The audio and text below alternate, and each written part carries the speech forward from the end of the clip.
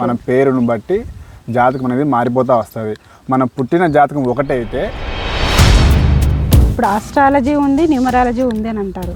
ఆస్ట్రాలజీతో పాటు న్యూమరాలజీతో పాటు కవల పిల్లలకి ఇప్పుడు ఆ నేమ్ చేంజ్ అనేది చేసుకోవచ్చు అంటారు. ఇద్దరిలో ఒకరు బాగుండి ఒకరు బాగాలేరు అంటే పేరు వల్లనే ఇదంతా జరుగుతుంది. ఖచ్చితంగా 100కి 100%. ఓకే. హాయ్, హలో, నమస్తే, welcome back to my channel. This is Lalitha from Lalitha stocks. Numerology ఈ మధ్యకాలంలో ప్రతి ఒక్కరు న్యూమరాలజీని నమ్ముతున్నారు. అసలు న్యూమరాలజీ వల్ల మనకు ఎలాంటి లాభాలు ఉన్నాయి, అలాగే న్యూమరాలజీని నమ్మచ్చా లేదా అనేసి మనమైతే కొన్ని విషయాలు అయితే మాట్లాడదాము. సో మనతో పాటు అయితే కనుక ఈ న్యూమరాలజీ గురించి చెప్పడానికి న్యూమరాలజిస్ట్ ఆర్య మహర్షి గారు ఉన్నారు. మనమైతే కొన్ని విషయాలు అయితే మనము అడిగి తెలుసుకునే ప్రయత్నం అయితే చేద్దాము. సార్ నమస్తే. సార్ నమస్తే మేడం. ఓం శ్రీ గురుభ్యో నమః. ఇప్పుడు మనకి సమాజంలో రోజు రోజుకి చూసుకున్నట్లయితే పేర్లతో ఒక గొడవ అనేది అందరి మధ్యలో ఉంది. ఎందుకంటే నా పేరు బాగాలేదు, నా పేరుకు బలం లేదు, ఎలా తెలుసుకోవాలి, సో ఇలా చాలా డౌట్స్ అనేవి మన ప్రజల్లో ఉన్నాయి. సో దీని గురించి మనమైతే ఈ వీడియోలో మాట్లాడుకున్నాము. అలాగే మనము ఒక తల్లికి కవల పిల్లలు పుడతారు, ట్విన్స్. ఈ ట్విన్స్కి ఎలాంటి న్యూమరాలజీ మనం బేస్ చేసుకొని వాళ్ళ ఫ్యూచర్ ఉండబోతుంది, ఎందుకంటే ఒకేసారి ఇద్దరు పుడతారు కానీ పేర్లు వేరు వేరు ఉంటాయి. సో దీన్ని మీరు ఎలా చెప్తారు మీ న్యూమరాలజీ? అడిగిన క్వశ్చన్ చాలా బాగుంది మేడం. ప్రస్తుతానికి ఏంటంటే ఒకే తల్లి గర్భం నుంచి ఇద్దరు పుడతారు, కానీ ఏంటంటే వాళ్ళ ఫ్యూచర్ పెరిగే కొద్దీ వాళ్ళ యొక్క జాతకం చాలా మారుతూ వస్తుంది. మనము జాతకంలో చూసుకున్నామంటే ఇద్దరు యోగాలు కావచ్చు, వాళ్ళకి రావాల్సిన ఏదైనా సరే యోగం ఉంది అనుకోండి, అవి రావాలి అంటే రావు వాళ్ళకి. ఎందుకు అంటే వాళ్ళ పేరు ఉంటుంది కదా, ఏదో ఒక పేరు కావచ్చు. ఇప్పుడు ఇద్దరు ట్విన్స్ పుట్టినప్పుడు వాళ్ళకి వేరు వేరు రకాల పేర్లు పెడతా ఉంటారు. ఆ వాటి పేరు బేస్ చేసుకొని వాళ్ళ యొక్క డెస్టినీ మారిపోతుంది. అది ఎలా అంటే ఇప్పుడు ఇద్దరు ఒకే సమయానికి పుట్టినా, ఒకే రోజు పుట్టినా, ఒకే నక్షత్రంలో పుట్టినా అన్నీ బాగానే ఉంటాయి. బట్ ఏంటంటే వాళ్ళ పేరును బట్టి మన డెస్టినీ మారిపోతూ ఉంటుంది. అది మనం మెయిన్ చూసుకోవాలి. ఇప్పుడు ఏంటంటే మన తల్లిదండ్రులు కావచ్చు, బయట వాళ్ళు కావచ్చు, వాళ్ళు ఏమంటారంటే ఏందిరా మీరు ఒకే తల్లి గడుపున పుట్టి ఒకరిని పుట్టున్నారు, కానీ మీరు ఇద్దరు జాతకాలు వేరువేరుగా ఉన్నాయి ఎందుకు అని చెప్పి చాలామంది అడుగుతూ ఉంటారు.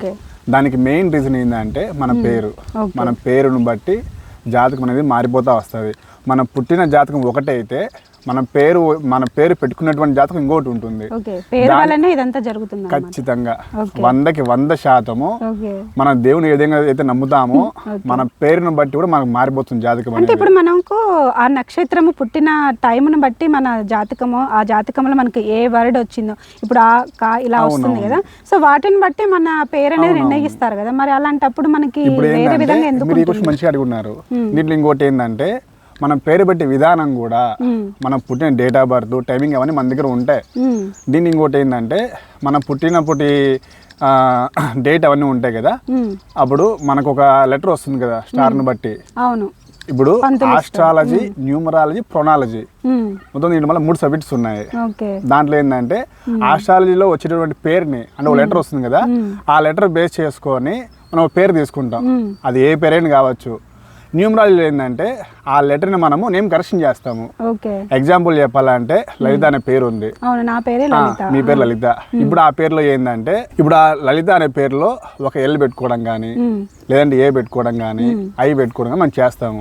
ఎందుకు అంటే ఆస్ట్రాలజీ ప్రకారం మనం పేరు ఇచ్చుకున్నాము, న్యూమరాలజీ ప్రకారం మనం ఏం చేయాలంటే నేమ్ కరెక్షన్ ఇచ్చుకోవాలి. అప్పుడు మనకు జాతకం సరిగ్గా మనకు సరిపోతుంది. అప్పుడు ఏంటంటే మన డెస్టినీ అనేది మన డేట్ ఆఫ్ బర్త్కి సరిపెట్టి పెట్టుకున్నామంటే మనకు రావాల్సిన యోగాలు కావచ్చు, మనకు రావాల్సిన ఏదైనా సరే మన యొక్క గమ్యం మనం చేరుకోవాలి అంటే ఖచ్చితంగా మన పేరు మనం సపోర్ట్ చేయాలి. ఓకే. అంటే ఇప్పుడు ఆస్ట్రాలజీ ఉంది, న్యూమరాలజీ ఉంది అని అంటారు. ఆస్ట్రాలజీతో పాటు న్యూమరాలజీతో పాటు ప్రొనాలజీ కూడా ఉంది. అదేంటంటే మన పేరు యొక్క వైబ్రేషన్స్ ఉంటాయి, ప్రతి ఒక్క లెటర్లో మన వైబ్రేషన్స్ ఉంటాయి. ఆ వైబ్రేషన్ బట్టి మన జాతకం మళ్ళీ మారిపోతుంది మనకు. ఓకే.